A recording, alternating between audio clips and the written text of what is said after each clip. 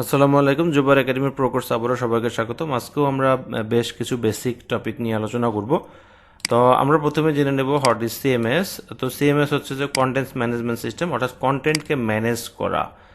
তো যেমন একটা সময় ছিল যে এই ওয়েবসাইটের এই কন্টেন্টগুলো বা এই ডিজাইনগুলো করার জন্য বা এই এলিমেন্টগুলো রাখার জন্য, বিভিন্ন আর্টিকেল পাবলিশ করার জন্য আমাদের কিন্তু অনেক ধরনের কোডিং ল্যাঙ্গুয়েজ দরকার ছিল। যেমন হচ্ছে ধরেন HTML জানতে হতো, CSS, জাভাস্ক্রিপ্ট এগুলো জানতে হতো এই ডেকোরেশনের জন্য বা এই আর্টিকেলগুলো পাবলিশ করার জন্য।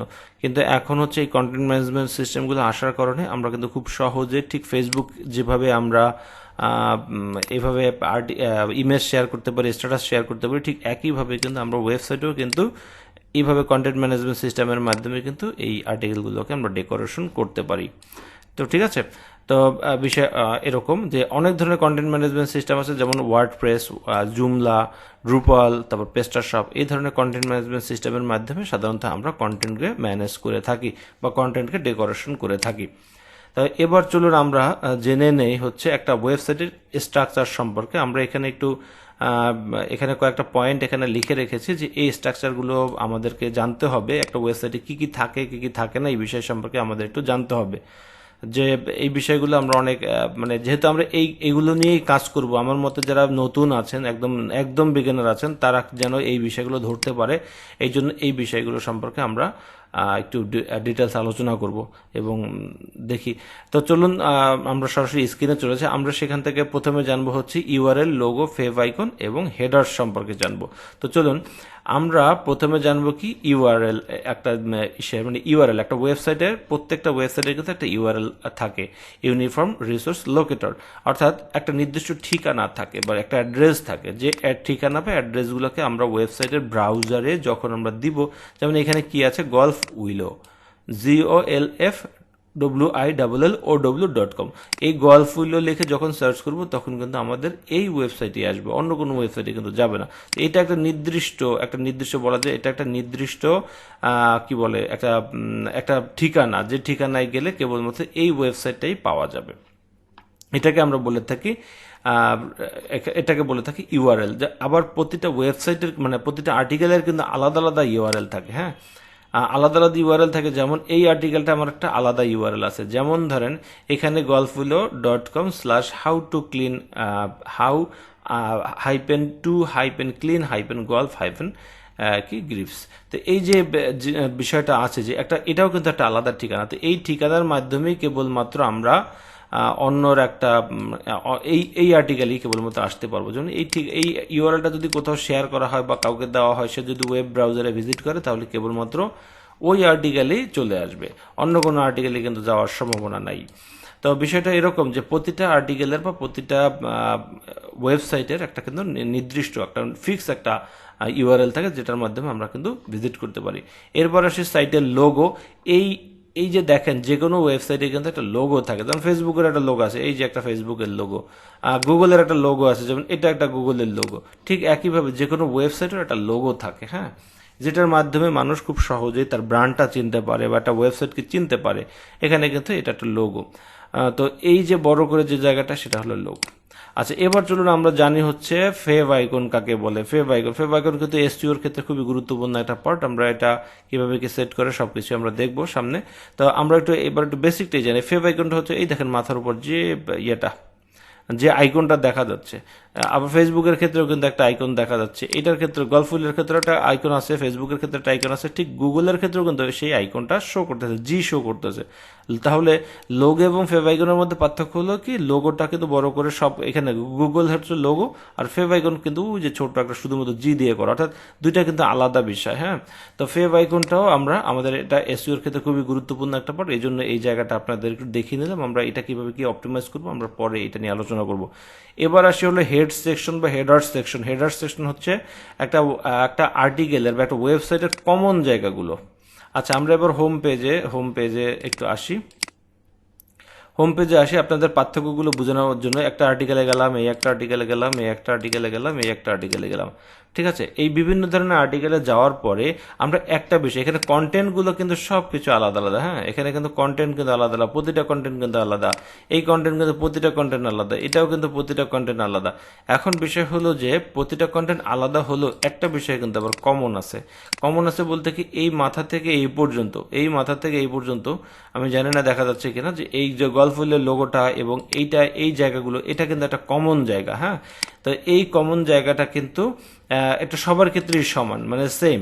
আমাদের ছবি চেঞ্জ হচ্ছে, কন্টেন্ট লেখা চেঞ্জ হচ্ছে, সবই কিন্তু চেঞ্জ হয়ে যাচ্ছে, কিন্তু আমাদের কিন্তু একটা বিষয় হলো যে সব কিছু চেঞ্জ হলেও আমাদের কিন্তু এই জায়গাটা ফিক্স, এই যে ফিক্স যে উপরের জায়গাটা, এটাকে আমরা কি হেডার্স বলে থাকি। তো এটা আমরা হেডার্স আর কি, এই হেডার্সটা আমাদের ভবিষ্যতে কাজে লাগবে, আমরা সেই জন্য একটু আপনাদেরকে দেখিয়ে দিলাম যে হেডার্স কাকে বলে। সবার এটা কমন। আবার আরেকটা কমন জায়গা আছে কিন্তু ফুটার্স, এই যে নিচে যে জায়গাটা আছে এটাকে কিন্তু ফুটার্স বলে, একদম কমন জায়গা, সকল আর্টিকেলের ক্ষেত্রে ওই ফুটার্সটা থাকবেই। হ্যাঁ, মাঝখানের বিষয়গুলো আমরা পরিবর্তনশীল বিভিন্ন ধরনের হতে পারে, কিন্তু হেডার্স এবং ফুটার্স কিন্তু সব একই রকমের হয়ে থাকে। তো যাই হোক, এটাকে বলে থাকি আমরা হেডার্স বলে থাকি। এবার চলুন menu, home page, body and content, এই চারটা সম্পর্কে জানি কি, menu, home page, body and content. তো মেনু কি? মেনু হচ্ছে যে এই যে মেনু, এটাকে বিভিন্ন ক্যাটাগরি বা বিভিন্ন পেজ বা যা খুশি আপনার যেমন খুশি আপনি এইভাবে ডিসপ্লেতে রাখতে পারেন। যেমন আমি এখানে যদি ব্লগ সেকশনে ক্লিক করি, তাহলে আমাদের এখানে এই ওয়েবসাইটে কি কি ব্লগ আছে সেই ব্লগটা, সব ব্লগের মধ্যে আমরা চলে আসব। এখান থেকে আমরা জানতে পারবো যে কি কি ব্লগ আমরা লিখেছে, বা এখানে তথ্যবহুল যে জায়গাগুলো আছে এগুলো সম্পর্কে জানতে পারবো। এরপরে যদি আমরা চাই যে আমরা এখান থেকে আর কি কি আছে, রেঞ্জ ফাইন্ডার, রেঞ্জ ফাইন্ডারে যদি ক্লিক করি তাহলে আমরা জানতে পারবো যে এই ওয়েবসাইটে কি কি মানে রেঞ্জ ফাইন্ডার সম্পর্কে কি কি আছে, এই সম্পর্কে কিন্তু আমরা এখান থেকে জানতে পারবো। তো এগুলোকে বলা হয় মেনু। হ্যাঁ, এটা হতে পারে বিভিন্ন ক্যাটাগরিকে রাখে, বিভিন্ন পেজকে রাখে, বা আপনার যেমন ভালো লাগে যাকে খুশি আপনি কিন্তু এই জায়গাটা রাখতে পারেন। অর্থাৎ ইম্পর্টেন্ট পয়েন্টগুলো কিন্তু আমরা এখানে সহজে কিন্তু অডিয়েন্স যেন খুঁজে পায়, এই বিষয়গুলো দেখানোর জন্য বা বোঝানোর জন্য কিন্তু কেবলমাত্র এই জায়গাগুলোকে আমরা এখানে মানে রেখে থাকি। যেমন একটা ইউজার আসলে যেন বিভিন্ন ক্যাটাগরির জিনিসগুলো কিন্তু দেখতে পায়, সেই জন্য কিন্তু আমরা এই জায়গাগুলোকে এখানে সাজিয়ে রেখেছি, এগুলোকে বলা হয় মেনু। আরেকটা এরপরে কি আছে, মেনুর পরে হোম পেজ এবং বডি কন্টেন্ট। হ্যাঁ, হোম পেজ, হোম পেজ মানে হচ্ছে একদম সামনের যে পেজটা, অর্থাৎ www.golfwillow.com, এটা হচ্ছে একটা হোম পেজ। হ্যাঁ, এই এই এখানে ভিজিট করার পর আমরা সর্বপ্রথম যেটাকে দেখতে পাই তাকে হচ্ছে হোম পেজ বলে থাকি। হ্যাঁ, এটাকে একদম সামনে এসে যেটা দেখতে পাই সেটাকে হোম পেজ বলে থাকি। এরপর হচ্ছে আমরা হেডার্স চিনলাম, আমরা কিন্তু আমরা ফুটার্সও চিনলাম, এখানে এটাকে বলা হয়, এই থেকে এই পর্যন্ত বলা হয় ফুটার্স, ফুটার্সও চিনলাম, এবং মাঝখানে যে বিষয়গুলো আছে সেগুলো হচ্ছে কন্টেন্ট। একটা ওয়েবসাইটের এলিমেন্ট বা বিভিন্ন ধরনের ওয়েবসাইটের কন্টেন্ট, যেমন একটা আর্টিকেলের মধ্যে যদি আমরা থাকি, এখানে ফুটার্সও আছে, হেডার্সও আছে, লোগো টোগো সবই আছে, কিন্তু মাঝখানে যে বিষয়গুলো থাকে এইখানে এগুলোকে আমরা কন্টেন্ট বা এলিমেন্ট বলে থাকি, বিভিন্ন ওয়েবসাইটের কন্টেন্ট বা বিভিন্ন ধরনের এলিমেন্ট বলে থাকি। তো যাই হোক, এরপরে হচ্ছে এটাকে আমরা বডিও বলতে পারি। হ্যাঁ, পুরো সেকশনটাকে বলতে পারি, অর্থাৎ হেডার্স, আর এরপরে হচ্ছে ফুটার্স, এটাকে ফুটার্স, আর মাঝখানের অংশটাকে বডি বলতে পারি। হ্যাঁ, যে এই বডির মধ্যেই সাধারণত আমার কন্টেন্ট বা বিভিন্ন এলিমেন্টগুলো আমরা এই বডির মধ্যেকে আমার বিভিন্নভাবে সাজিয়ে গুছিয়ে অপটিমাইজ করে পরিপাটি করে আমরা কিন্তু এই জায়গাগুলোতে রাখি। এরপরে আসেন আমরা আরেকটা বিষয় সম্পর্কে জানি, সেটা হলো সাপোর্টিং পেজ। ফুটার তো আগেই বলেছি, এবং সাইডবার। সাপোর্টিং পেজ এবং সাইডবার সম্পর্কে জানবো। সাপোর্টিং পেজ মানে কি? সাপোর্টিং পেজ হলো যেমন এই ওয়েবসাইটে কিন্তু অনেক ধরনের সাপোর্টিং পেজ আছে, যেমন একটু নিচের দিকে আসি, যেমন হচ্ছে যেমন অ্যাফিলিয়েট ডিসক্লোজার, এটা একটা সাপোর্টিং পেজ। এখানে ধরেন অ্যাবাউট আস, এটা হলো অ্যাবাউট আপনার সম্পর্কে বলা, প্রাইভেসি পলিসি, এগুলোকে বলা হয় হচ্ছে সাপোর্টিং পেজ। যেমন এটা হতে পারে একটা ওয়েবসাইটের ক্ষেত্রে কমন যে জায়গাটা থাকে সেটা হলো অ্যাফিলিয়েট, যারা অ্যাফিলিয়েট মার্কেটিং করে তাদের জন্য অ্যাফিলিয়েট ডিসক্লোজার। যদি এটা সেম অনেকে অনেক সুন্দর করে লিখে থাকেন, তো এটা সেম দিলেও প্রবলেম নাই, সেম দিবেন, শুধুমাত্র ওয়েবসাইটের ইউআরএলটা চেঞ্জ করে দিবেন। আর অনেকে অনেক সুন্দর করে লিখে, যাদের লেখার এক্সপিরিয়েন্স আছে তারা ওখানে লিখতে পারেন। এরপরে আছে হচ্ছে অ্যাবাউট আস সম্পর্কে, মানে অ্যাবাউট আস পেজ, এটা একটা সাপোর্টিং পেজ। এখানে আপনার ওয়েবসাইটের কন্টেন্টগুলো, মানে আপনি এখানে কি করতে যাচ্ছেন আপনার সম্পর্কে এখানে কিন্তু আপনি ডিটেলস আলোচনা করবেন। এখানে আপনাদের স্কিলের উপর ডিপেন্ড করবে যে এখানে কি কি তথ্যগুলো থাকা দরকার। এখানে অ্যাবাউট আস, এরপর হচ্ছে প্রাইভেসি পলিসি, আপনি কোন কোন প্রাইভেসি পলিসিগুলো মেনটেন করেন এই বিষয়গুলো কিন্তু এখানে আপনি তুলে ধরবেন। তো এটা অনেকেই সুন্দর করে লেখেন, তারপরেও কিন্তু অনলাইন থেকে এগুলো কিন্তু জেনারেট করা যায় এবং চাইলে নিজের মতো করেও লিখতে পারেন। আপনার ওয়েবসাইটের জন্য আপনি কী কী পলিসি মেনটেন করেন এই বিষয়গুলো জাস্ট এখানে তুলে ধরা আর কি, এছাড়া কিছু না। এগুলোকে আমরা বলে থাকি সাপোর্টিং পেজ। এগুলো আসলে আপনার কোনো টাকা ইনকাম করে দিবে না, এটা আপনার কোনো র্যাঙ্কেও হেল্প করবে না, তবে একটা বিষয় হলো যে গুগল বা সার্চ ইঞ্জিনগুলোকে এই জিনিসগুলো খুব পছন্দ করে, যে কারণে হচ্ছে আপনাদের উচিত হবে যে প্রতিটা সাইটের জন্য এই privacy policy, about us, contact, এখানে আরও একটা পেজ থাকা দরকার ছিল কন্ট্যাক্ট, এই কন্ট্যাক্ট পেজটা হয়তো করা হয় নাই, এখানে কন্ট্যাক্ট থাকতে পারতো, যে কন্ট্যাক্টের মাধ্যমে এই ওনারের সাথে যদি কেউ যোগাযোগ করতে চায় তাহলে কিন্তু কন্ট্যাক্টের মাধ্যমে যেন যোগাযোগ করতে পারে। তো এই ওয়েবসাইটটা যার আসলে মূলত সেই কন্ট্যাক্ট সেকশনটা এখানে রাখে না, হয়তো বা কোথাও আছে আমরা খুঁজে পাচ্ছি না।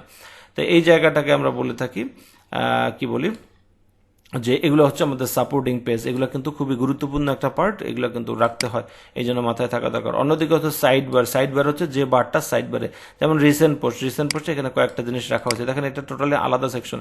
এটা হলো যদি একটা বডি সেকশন হয়, এটা যদি একটা বডি সেকশন হয় তাহলে এটা হবে সাইড বার। এটা কন্টেন্ট এরিয়া বা এটা বডি, এইটা হলো সাইড বার, যে মানে যেখানে একটা সাইডে যে অংশটা এটা সম্পূর্ণ আলাদা। উপরে যে অংশটা আছে এটা আমরা হেডার্স, নিচে যে অংশটা আছে এটা ফুটার্স, মাঝখানে এটা বডি, আর এটা হলো সাইড বার। এই সাইড বারে আমরা যা খুশি তাই রাখতে পারি, যেমন খুশি তেমন রাখতে পারি। এক একটা ওয়েবসাইটে এক এক জিনিস রেখে থাকে, যেমন ধরেন আমরা একটু জোবায়ার একাডেমির ওয়েবসাইটে চলে যাই, ওখানে ব্লগ সেকশন আমরা কি রেখেছি একটু দেখি। সাইড বারে এটা আমার ছবিটা রেখেছি এবং রিড মোর অংশ রেখেছি। এভাবে যার যেমন একটা সার্চ বাটনও রাখছি এখানে দেখেন। তো এখানে অনেক কিছুই আছে, আপনাদের যেমন খুশি তেমন এটা সাইড বারকে সাজাতে পারেন। এখানে দুইটা কলামে কিন্তু আমি এই বডিটাকে ভাগ করেছি, এটাও কিন্তু খুব আহামরি কোনো কিছু না। আপনি চাইলেই কিন্তু এখানে এইভাবে 2টা 3টা 4টা 5টা 10টা যেমন লাগে আপনি কিন্তু যেমন খুশি তেমন এটাকে কিন্তু সাজাতে পারেন, এটা কিন্তু আপ টু ইউ।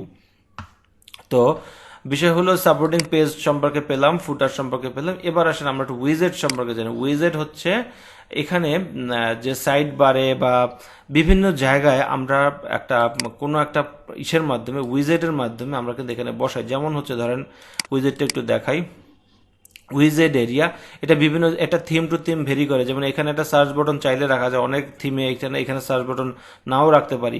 এটা থিম টু থিম ভেরি করবে যে আপনাদের উইজেটগুলো কী কী সাপোর্ট করবে, কী কী উইজেট দরকার হবে, কোন উইজেট কোথায় রাখা যাবে।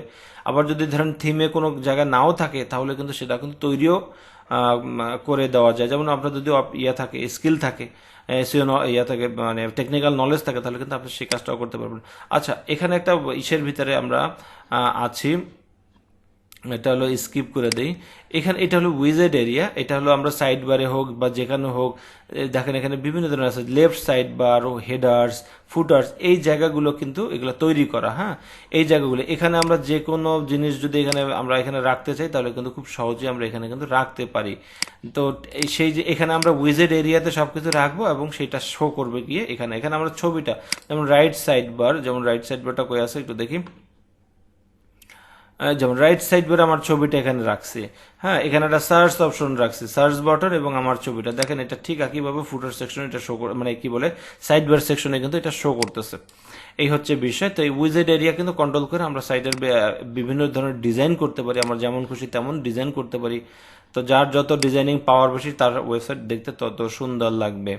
এরপরে আমরা আসি হচ্ছে উইজেট দেখিয়েছি এবং কন্ট্রোল প্যানেল মানে হচ্ছে আমরা হচ্ছে এই ওয়েবসাইটে যেখানে হোস্ট করা আছে, অর্থাৎ যে এই ওয়েবসাইটে যেখানে রাখা আছে, এই ওয়েবসাইটের এই ছবিটা, এই ওয়েবসাইটের এই টাইটেল, মানে এটা টাইটেলটা, এই ওয়েবসাইটের কন্টেন্টগুলো, এই ওয়েবসাইটের টোটাল বিষয়গুলো যেখানে রাখা আছে সেটা হচ্ছে আমার একটা হোস্টিংয়ের ভিতরে রাখা আছে। তো আমাদের শেয়ার্ড হোস্টিং, বিভিন্ন ধরনের হোস্টিং রয়েছে, যেমন shared hosting, dedicated hosting, VPS, এই ধরনের হোস্টিং আছে, বিভিন্ন ধরনের হোস্টিং আছে। এক একটা কোম্পানির এক এক ধরনের প্যাকেজ থেকে থাকে, সেই প্যাকেজ অনুসারে আপনাদেরকে এই জিনিসগুলো আসলে দেখতে হয়, মানে কিনতে হয়, প্রয়োজন অনুসারে কিনতে হয়। তো যাই হোক, বিষয়টা সেটা না, সেটা হলো যে আমরা এই হোস্টিংটা ম্যানেজ করে বা হোস্টিংটা অপারেট করে বা হোস্টিংয়ের বিভিন্ন ডাটাবেস সংরক্ষণ করে, ডাউনলোড করে, বা ওইখানে অন্য কিছু রাখবো সেই জিনিসগুলো একটা স্পেস, যা একটা স্টোর, ওইখানে জাস্ট একটা হার্ড ডিস্কের মতো একটা স্টোর এখানে কিনতে হয়, 1 GB 2 GB 5 GB এরকম কিনতে হয়।